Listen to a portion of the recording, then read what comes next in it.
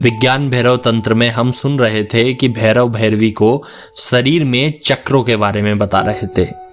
आज हम एक ऐसी मज़ेदार चीज़ समझेंगे।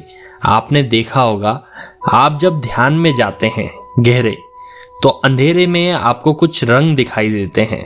तो वो रंग हमको क्यों दिखाई देते हैं, ये वीडियो के अंत में मैं आपको बताऊंगा। वो धारणा नंबर 9 में है और ये धारणा नंबर 8 है जो अभी हम सुनने वाले हैं।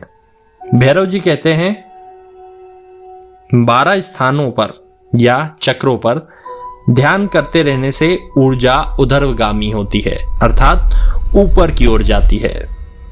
यह सभी चक्रों का भेदन करते हुए भ्रू मध्य तक पहुंच जाती है, अर्थात हमारे आज्ञा चक्र पर या जहां तीसरी आंख होती है वहां तक पहुंच जाती है। इसके आगे की यात्रा यानी हमारी तीसरी आंख या फिर भ्रू मध्य से हमारे ब्रह्मरंध्र तक की यात्रा किसी योग्य गुरु से ही की जा सकती है।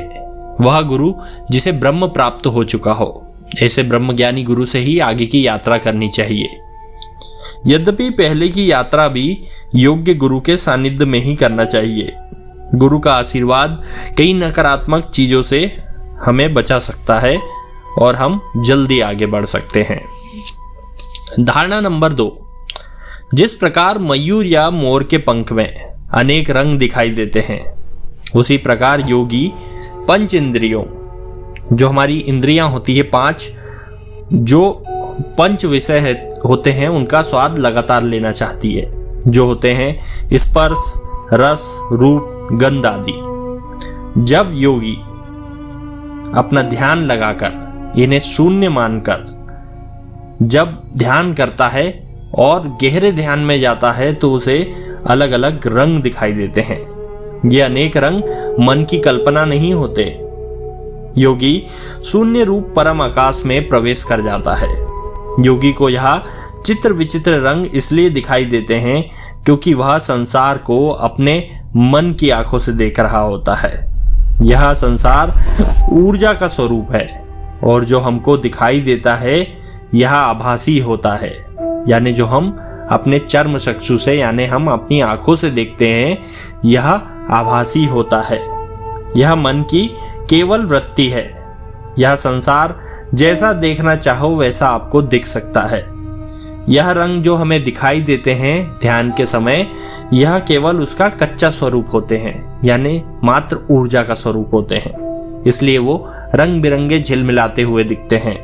फिर आपका मन उनको जैसा देखना चाहे वो वैसा स्वरूप ले लेते हैं। इसका ये भी अर्थ होता है कि हमारे नज़रिए से दुनिया अलग दिखती है, किसी और के नज़रिए से दुनिया अलग दिखती है।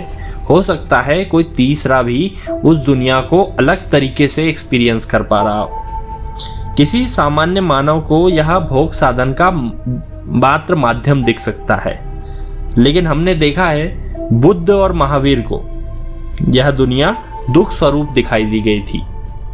उसके बाद में उन्होंने सत्य को तलाशना शुरू किया कि इस दुख का कारण क्या है। हो सकता है उनके समकालीन कई लोग भोग विलास में डूबकर खुद को बर्बाद कर लिए हो, उनके पास में कुछ नहीं बचा हो, लेकिन इन दो महामानव ने उस समय उस दुख को मूल कारण माना कि इंसान दुखी क्यों होता है और फिर सत्य की खोज की। यह सब मन की कल्पना होती है। मन कभी सत्य नहीं जान पाता। उसकी वृत्ति का निरोध करना आवश्यक होता है, जो हमने पतंजल योग सूत्र में भी देखा है।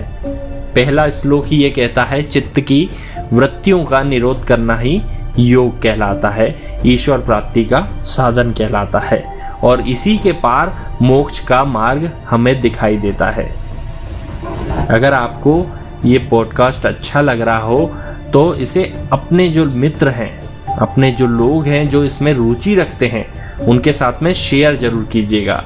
और अगर आप अभी इसको पहली बार सुन रहे हैं तो कृपया करके विज्ञान भैरव तंत्र में प्लेलिस्ट में जाइए, पहले से लेकर अभी तक के सारे वीडियो सुनिए।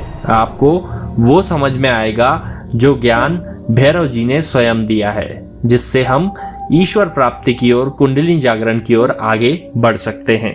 धन्यवाद।